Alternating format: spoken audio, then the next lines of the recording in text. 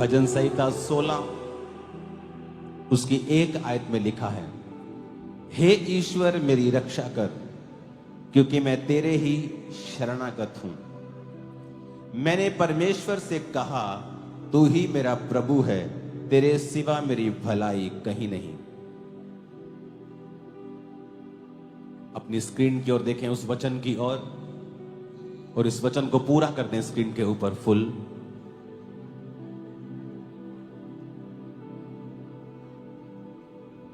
मैंने परमेश्वर से कहा, बोलो मैंने परमेश्वर से कहा, तू ही मेरा प्रभु है, तेरे सिवा मेरी भलाई कहीं नहीं। हे ईश्वर मेरी रक्षा कर, क्योंकि मैं तेरा ही शरणागत हूं। मैं तेरे ही शरणागत हूं।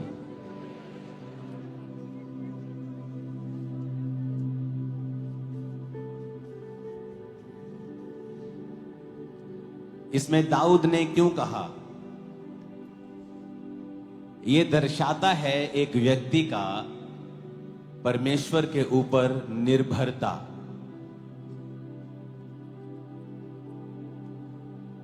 राजा होने के बावजूद, उससे बाद या उससे पहले भी, जब आप परमेश्वर को अपनी निर्भरता दिखाते हैं कि परमेश्वर, जब एक समझ आ जाती है कि परमेश्वर तेरे सिवाय मेरी भलाई और कहीं नहीं, क्योंकि आपकी लाइफ में कई बार आप अपने रिश्तेदारों के ऊपर आस रखते हैं कि एक दिन ये मेरे जीवन में ऐसा करेगा, और परमेश्वर देखता है कि आपने अपनी आस जो है एक मनुष्य के ऊपर लगाई, और वो आस परमेश्वर बार बार टूटने देता है और आपको, ताकि अपने करीब लेके आ सके। और जब आप ये बात समझ जाते हैं कि, और फिर परमेश्वर को उसने बोला कि परमेश्वर मैं तेरे ही शरणागत हूं।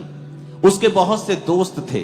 राजे का बेटा योनातन उसका मित्र था, ऐसा मित्र जो उसके लिए अपने प्राण दे सकता था, जिसने अपनी राजगद्दी त्याग दी थी और कहा था कि ये तेरी है, जबकि वो कोई मोहल्ले की प्रधानगी नहीं त्यागता किसी के लिए, एक देश की प्रधानगी त्याग दी थी। वो उनसे प्रेम करता था, लेकिन फिर भी दाऊद की जो आस थी कि परमेश्वर मैं तेरे शरणागत हूं, मैं तेरे अंडर हूं, मैं तेरे पास आया हूं, और उसको मालूम था कि तेरे सिवाय मेरी भलाई और कहीं नहीं है। जब आप इस बात को समझ जाएंगे कि मेरी परमेश्वर जो भलाई है वो तेरे सिवा कहीं नहीं है, आप अपने रिश्तेदारों से प्रेम करेंगे, हां करेंगे, आप लोगों से प्रेम करेंगे, आप लोगों के ऊपर आस नहीं रखेंगे।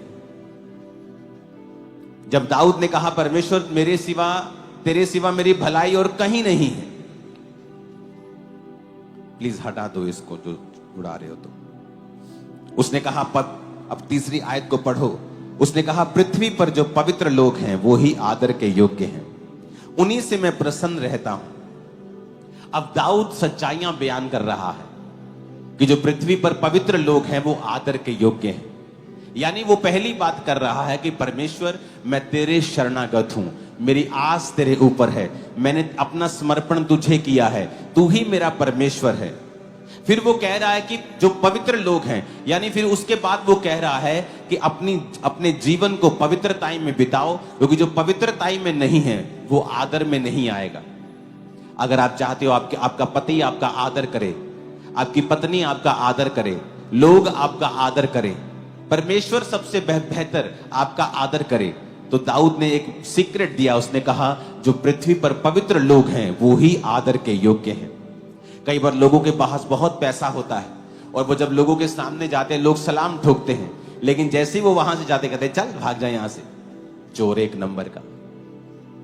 लेकिन जब परमेश्वर आपको पवित्रता के कारण ऊंचा करता है, लोग आपके मुंह पर भी आपका आदर करते हैं और पीठ पीछे आपका ज्यादा आदर करते हैं।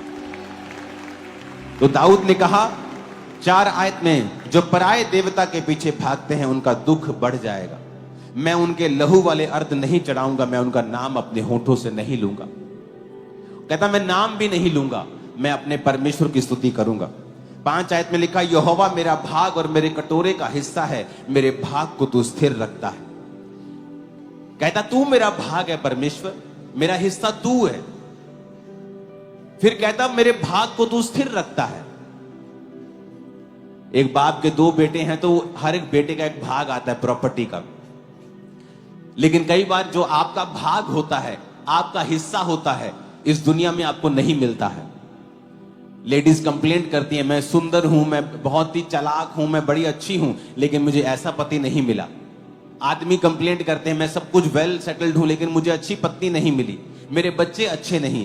क्योंकि बाइबल कहती है, परमेश्वर कहता कि मैं तेरे भाग को स्थिर रखता हूं। मैं तेरा भाग, जो तेरा धरती पर भाग है ना, जो तेरे धरती पर जो हिस्सा मैंने तेरे लिए रखा है, मैं स्थिर रखता हूं। अगर तू मेरे साथ नहीं है, मेरे शरणागत नहीं है, अगर तूने अपनी आस मुझ पे नहीं रखी है, और अगर तू पवित्रताई में नहीं है, तो वो हिस्सा जो तेरा है तुझे कभी नहीं मिलेगा। दाऊद कहता है 6 में, मेरे लिए माप की डोरी मन भावने स्थान में पड़ी और मेरा भाग मन भावना है। परमेश्वर कहता है मैं तुझे मन भावना भाग दूंगा। एक जगह एक कई बार होता है ना, आप फॉरेन में चले जाओ तो एक बड़ी सारी कॉलोनी कटती है, तो कुछ कॉलोनी में कुछ मकान महंगे होते हैं, कुछ सस्ते होते हैं। जो पानी के नजदीक होता है, किसी कम्युनिटी के नजदीक होता है, किसी जिम के नजदीक होता है, मार्केट के नजदीक बड़ा होता है, वो महंगा होता है। दाऊद कहता है कि जो मेरे मापने की डोरी है, कहता वो ऐसे स्थान में पड़ी जो मन भावना है। यानी तू उसी जगह पे रहते हुए, उसी स्टेट में रहते हुए, उसी मोहल्ले में रहते हुए, उसी शहर में रहते हुए, पर जो तेरा हिस्सा होगा वो सबसे अलग होगा और सबसे बड़ा होगा और सबसे बेहतर होगा। और अगर आप इसे इब्रानी भाषा में पढ़ेंगे, क्योंकि ये इब्रानी भाषा में बाइबल पुराना नियम लिखा गया था, अगर आप इसे इब्रानी भाषा में पढ़ेंगे तो आप इसमें वचन जो पढ़ेंगे, इसका मतलब आत्मिक नहीं है। जो इस लाइन का मतलब शारीरिक आशीषें हैं। कई बार वो आत्मिक आशीषों का जिक्र करता है, कई बार वो शारीरिक आशीषों का जिक्र करता है, क्योंकि परमेश्वर ने अब्राहम को दोनों आशीषें देने का वायदा किया था कि मैं तुझे आसमान की, मैं तुझे आत्मिक और शारीरिक दोनों आशीषें दूंगा।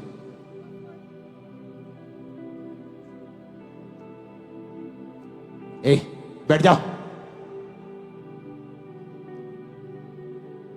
अपने पड़ोसी को बोलो, मेरे लिए माप की डोरी मन भावने स्थान में पड़ी और मेरा भाग, नहीं, डिक्लेयर करो, मेरा भाग मन भावना है। नहीं, ये मजा नहीं आया, डिक्लेयर करो इसे जरा।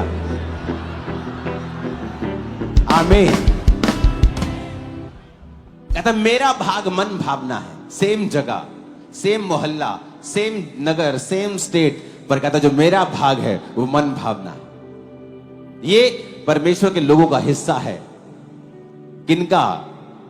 जिनका शरण, जो खुदावन के शरणागत हैं, जो एक ही परमेश्वर को मानते हैं, जिन्होंने अंदर से ठान लिया है, जो समझ चुके हैं कि परमेश्वर तेरे सिवा मेरी भलाई और कहीं नहीं है, जो पवित्रताई में चल रहे हैं, जिनका परमेश्वर सिर्फ एक है, जिनके होंठों पर सिर्फ परमेश्वर का नाम है। वो कहते हैं कि फिर मेरे कटोरे का जो हिस्सा है, मेरा भाग है, उसको परमेश्वर स्थिर रखेगा और मेरा भाग मन भावना होगा। मन भावना। सारे बोलेंगे वाओ, आपके जैसी ब्लेसिंग हमें भी चाहिए, आपके जैसी ये चीज हमें भी चाहिए। आपका हिस्सा ऐसा होगा इन जीसस नेम। 7 आयत में लिखा है, मैं यहोवा को धन्य कहता हूं। आपके मुंह से परमेश्वर की स्तुति निकला करेगी। आप परमेश्वर को धन्य कहा करेंगे, क्योंकि आपने खुदाबंद की बेहतरी को, उसकी ब्लेसिंग को देखा होगा। क्योंकि उसने मुझे सम्मति दी है, वरन मेरा मन भी रात में मुझे शिक्षा देता है। आप देखेंगे जब आप परमेश्वर के वचनों पे चलना शुरू करते हैं, आप कई बार अकेले बैठे होते हैं और परमेश्वर आपसे बात करना शुरू करता है। आपका मन आपको शिक्षा देता है, कैसे बेहतर करना है अपनी जिंदगी को, कौन से पाप हैं, कौन सी कमियां हैं जिनको अपनी जिंदगी से निकालना है। कहता है तेरा मन भी रात को तुझे शिक्षा देगा। जब तू परमेश्वर के साथ जुड़ा हुआ होगा, जब तू रोज वचन को पढ़ेगा, परमेश्वर के साथ समय को बिताएगा, अपनी आस खुदा पे रखेगा, तेरा मन रात को तुझे शिक्षा देगा। 8 आयत में लिखा है, मैंने यहोवा को निरंतर अपने सम्मुख रखा है, इसलिए कि वह मेरे दाहिने हाथ रहता है, मैं कभी ना डगमगाऊंगा। मेरा हृदय आनंदित, मेरी आत्मा मगन हुई और मेरा शरीर भी चैन से रहेगा। कहता मैंने यहोवा को निरंतर अपने सम्मुख रखा है। कोई परमेश्वर को अपने सामने कैसे रख सकता है? ये कोई कुर्सी थोड़ी है कि आपने सामने रख दी, या कोई चीज थोड़ी है कि आपने अपने सामने रख दी। इसका मतलब है परमेश्वर को सम्मुख जानकर सारे काम करना। आप एक जॉब प्लेस पे हैं, आप एक नौकरी कर रहे हैं, आप बिजनेस कर रहे हैं, और जब वहां आप चोरी करते होंगे, इसका मतलब यहोवा आपने अपने सम्मुख नहीं रखा है। अगर आपके सम्मुख आप यहोवा को जान के चलेंगे, आप चोरी करते हुए डगमगाएंगे, आपके हाथ कांपेंगे। आप व्यभिचार का मैसेज करते करते आपका दिल कांपेगा, क्योंकि आपने परमेश्वर को अपने अगर सामने रखा है तो। लेकिन कई समय तक आप परमेश्वर को साइड कर देते हैं कि अब तू मुझे नहीं चाहिए, और फिर आप अपने काम करते हैं जो नहीं करने चाहिए। इसलिए बाइबल कहती है, परमेश्वर ने कहा मेरा हृदय आनंदित, दाऊद कहता मेरा हृदय आनंदित रहेगा। बहुत से लोग हैं जो आनंदित नहीं हैं अपनी जिंदगियों से, खुदावंद का आनंद उनके ऊपर नहीं है। कहता मेरी आत्मा मगन है और मेरा शरीर भी चैन से रहेगा, मेरी बॉडी हील रहेगी, मेरी सोल आनंदित रहेगी। प्राण मेरा, अंदर से जो बेचैनी है, अंदर से जो खालीपन है, अंदर से जो सवालिया निशान उठते हैं, अंदर से जो खालीपन है, अंदर से जो एक बेचैनी है, उसने कहा वो खत्म हो जाएगी और तू मगन होगा। तेरा हृदय आनंदित रहेगा, तेरा शरीर भी चैन से रहेगा, तेरा शरीर भी हील रहेगा, तेरा शरीर भी मजबूत रहेगा। और ये कैसे होगा? जब तू परमेश्वर को अपने सम्मुख रखेगा। जब तू पाप करने लगेगा और सोचेगा नहीं, परमेश्वर मेरे सामने खड़ा, मुझे देख रहा है। अगर तू गलती करेगा तो उसकी माफी मांगे, परमेश्वर के सामने चला जाएगा, दोबारा ना दोहराने का वायदा करेगा और खुदाबंद को फिर अपने सामने रखेगा। अपने जीवन में तू चलेगा परमेश्वर को सामने जानकर, बिजनेस करेगा सामने रख के, जॉब करेगा सामने रख के, सेवा करेगा सामने रख के। कहता अगर तू यहोवा को अपने सम्मुख रखेगा, तेरा हृदय आनंदित रहेगा, तेरी आत्मा मगन रहेगी, तेरा शरीर चैन में रहेगा। क्योंकि तू मेरे प्राण को अधोलोक में ना छोड़ेगा, ना पवित्र भक्त को सड़ने देगा। तू मुझे जीवन का रास्ता दिखाएगा, तेरे निकट आनंद की भरपूरी है, तेरे दाहिने हाथ में सुख सर्वदा बना रहता है। यह भविष्यवाणी जब वो आत्मा में था तो उसने ये भविष्यवाणी की थी कि तू मेरे प्राण को अधोलोक में ना छोड़ेगा, जो जीसस क्राइस्ट के लिए थी, ना पवित्र भक्त को सड़ने देगा, जो जीसस क्राइस्ट के लिए थी। उसने ना तो जीसस क्राइस्ट के बॉडी को सड़ने दिया, ना ही उसको अधोलोक में छोड़ा, और वह मुर्दों में से जी उठा और वापिस आया और आज भी जीवित है। उसने कहा तू मुझे जीवन का रास्ता दिखाएगा, जहां जीवन है। आपकी आंखें आपको धोखा देती हैं। अब्राहम ने कहा लूत देख ले क्या चाहिए, उसको हरी हरी चरगाह दिखी, हरी हरी हरी, वेरी नाइस। कहता ये मुझे चाहिए, लेकिन वो नहीं जानता था कि वो हरी चरगाह नहीं है, वो सदम और अमोरा की ओर जा रहा है, विनाश की ओर जा रहा है। आपकी आंखें आपको धोखा देती हैं।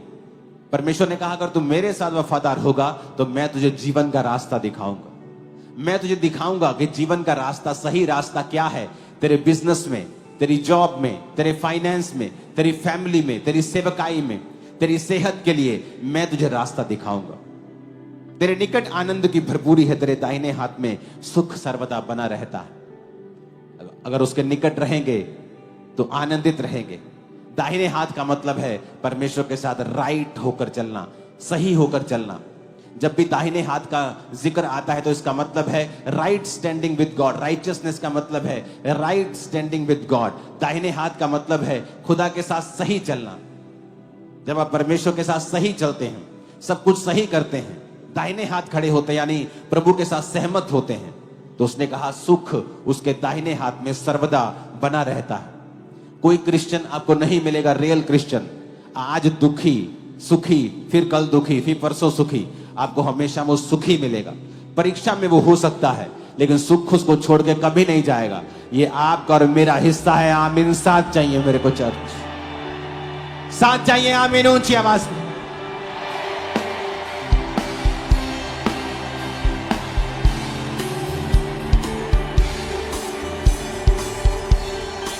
Hallelujah, hallelujah. इसलिए मैंने आपको भजन संहिता पढ़वाया है कि आप तौबा करें अपनी लाइफ में, खुदा के पास जाएं। उसके बिना कुछ नहीं मिलेगा आपको। सिर्फ निराशा होगी, एम्बैरेसमेंट होगी, शर्मिंदगी होगी, दिल टूटेगा, मन टूटेगा, आंसू होंगे। लेकिन अगर आप परमेश्वर के साथ जुड़े रहेंगे तो लिखा तुम्हारा मन भी रात को तुझे शिक्षा देगा। कॉन्टिन्यूसली परमेश्वर तेरे से बात करता रहेगा, तेरी लाइफ को बेटर करता रहेगा। तैयार हो आप? चर्च की ग्रेस बढ़ गई है। अब आप वचन 2 बार सुन रहे हैं और मैं आपको खुदाबंद की ग्लोरी में भी लेके जा रहा हूं। जब आप परमेश्वर की ग्लोरी में जाएंगे, जब मैं आया करूंगा पुलपिट के ऊपर और आप सोखा करें इसको अपनी बॉडी, अपनी जीवन के अंदर, यही है रियल ट्रेजर। आपको इसकी वैल्यू शायद बाद में मालूम हो, लेकिन जब ये आपकी लाइफ के अंदर एक बार आ जाएगा, ये वंडर्स करेगा, अलग करेगा आपको दुनिया से।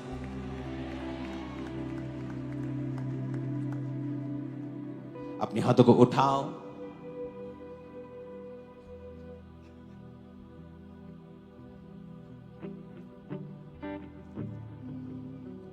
यीशु ही सहारा मेरा, यीशु ही कफारा मेरा, यीशु ही सहारा मेरा, यीशु ही कफारा मेरा, सबको बचाने वाला, बाप से मिलाने वाला, सबको बचाने वाला, बाप को मिलाने वाला, सबको बचाने वाला, बाप से मिलाने वाला। अपने हाथों को उठा के कहो, आज जो गवाहियां, जो वचन मैं सुन रहा हूं, मेरी जिंदगी में ये 100 गुलाम फलों को लेके आए। अंधकार की शक्तियां इन्हें चुराने ना पाए। प्रभु यीशु मसीह के सामर्थी नाम में हम मांगते हैं। अपने घुटनों के भार आ जाओ। एक सॉन्ग को जब हम गाएंगे, आप अपने घुटनों के भार होकर उस सॉन्ग को तालियों के साथ आप गाएंगे।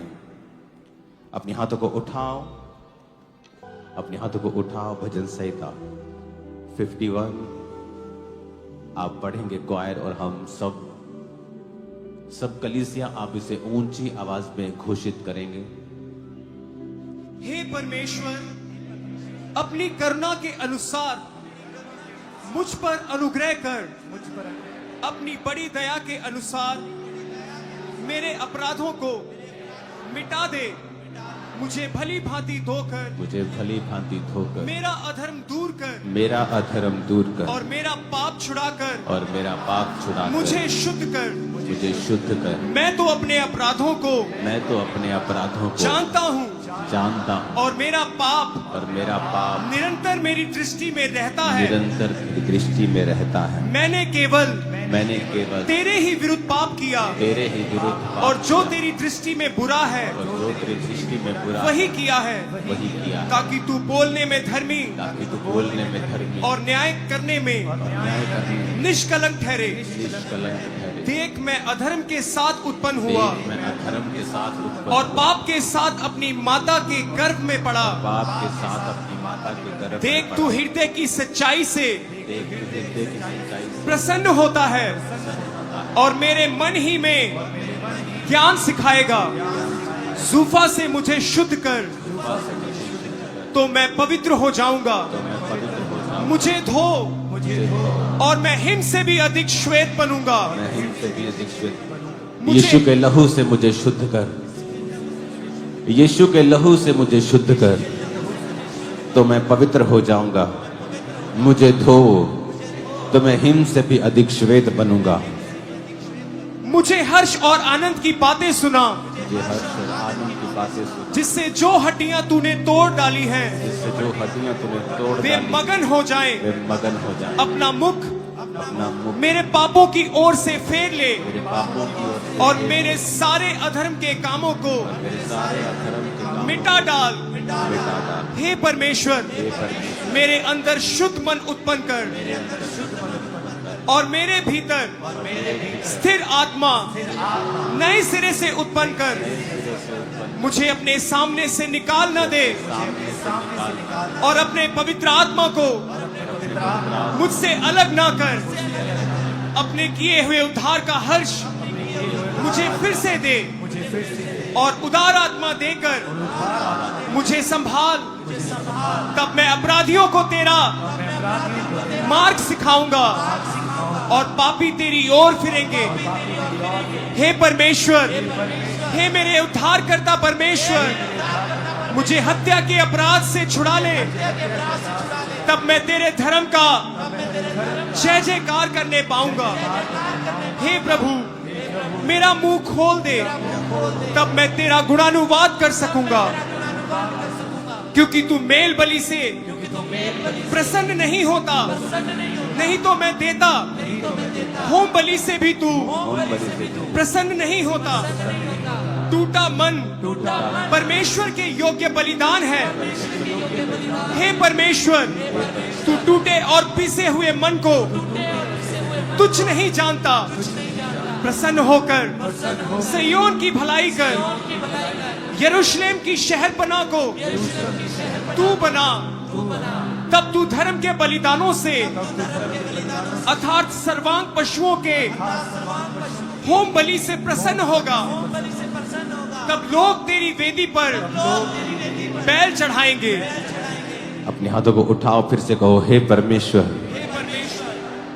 हे मेरे उद्धार करता परमेश्वर, मुझे हत्या के अपराध से छुड़ा ले। अपने हाथों को उठाओ। आपका अपराध हत्या नहीं है, किसी का कुछ है, किसी का कुछ है। अपने पापों को याद करके उस पाप का नाम लो और परमेश्वर को बोलो, वो आपको छुड़ाए और वो आपको शुद्ध करे। जब मैं बोलूंगा हत्या के अपराध से, आप अपने जीवन के गुनाहों को बोलेंगे और कहेंगे, प्रभु आपको छुड़ाए। हे परमेश्वर, हे मेरे उद्धार करता परमेश्वर, मुझे हत्या के अपराध से छुड़ा ले। तब मैं तेरे धर्म का जय जयकार करने पाऊंगा। हे प्रभु, मेरा मुंह खोल दे, तब मैं तेरा गुणानुवाद कर सकूंगा। क्योंकि तू मेल बलि से प्रसन्न नहीं होता, नहीं तो मैं देता। होम बलि से भी तू प्रसन्न नहीं होता। टूटा मन परमेश्वर के योग्य बलिदान है। हे परमेश्वर, तू टूटे हुए और पिसे हुए मन को तुच्छ नहीं जानता। प्रसन्न होकर सिय्योन की भलाई कर, प्रसन्न होकर मेरी भलाई कर और यरूशलेम की शहरपनाह को तू बना। इस सेवकाई की शहरपनाह को तू बना, इनकी जिंदगी की शहरपनाह को तू बना। तब तू धर्म के बलिदानों से अर्थात सर्वांग पशुओं की होम बलि से प्रसन्न होगा। तब तू मेरी ऑफरिंग से प्रसन्न होगा, मेरी भेंटों से, मेरे टाइट से प्रसन्न होगा। तब लोग तेरी वेदी पर बैल चढ़ाएंगे। सारी कलीसिया कहे आमीन। ऊंची आवाज में कहे आमीन। अपने हाथों को उठाओ। Thank you Jesus. बाप से निकला यीशु और दुनिया में आया। से निकला यीशु और दुनिया में आया। जो भी ईमान लाया, जिंदगी का ताज पाया। जो भी ईमान लाया, जिंदगी का ताज। जो भी ईमान लाया, जिंदगी का ताज पाया। पाक रूह यीशु के करीब ले जा तू। खुदाबंद, तेरे लोग इस दुनिया की सबसे कीमती चीज पवित्र आत्मा और उसकी भरपूरी को आज पाकर वापस जाएं। खुदा बाप, तेरे लोग आज पवित्र आत्मा की प्रेजेंस को पाकर, उसकी अनॉइंटिंग को पाकर यहां से वापस जाएं। मेरे पिता, इनकी जिंदगियां पूरी रीति से बदल जाएं। मेरे सामर्थ्य परमेश्वर, ये माफ करने वाले, आग से भरे हुए, सामर्थ्य से भरे हुए, अपनी जिंदगी का हर कुछ खुदाबंद के लिए देने वाले बन जाए मेरे सामर्थी परमेश्वर। और दो इनको इतना ऊंचा करे, इतना ऊंचा करे खुदा बाप, इतना ऊंचा करे कि ये बैरी की पहुंच से बाहर हो जाए मेरे सामर्थी परमेश्वर। अपने हाथों को उठाकर खुदा बाप का थैंक्स करते हुए, बाप से निकला यीशु और दुनिया में आया, बाप से निकला यीशु और दुनिया में आया। जो भी ईमान लाया जिंदगी का ताज पाया, जो भी ईमान लाया जिंदगी का ताज पाया, जो भी ईमान लाया जिंदगी का ताज पाया। अपने हाथों को उठाओ मेरा परमेश्वर, आपकी हर तरीके की मानसिक, आपकी हर तरीके की शारीरिक बीमारी को, हर ट्रबल को आज फायर से जला के भस्म कर दे। और आज आपकी लाइफ के ऊपर मैं घोषणा करता हूं एक नई गुड न्यूज की, एक नई लाइफ की, एक नई एनर्जी की, एक नई ताकत की, एक नई ब्लेसिंग की। In the name of Jesus आमीन। ऊंचाई आशीष हमारी है चर्च।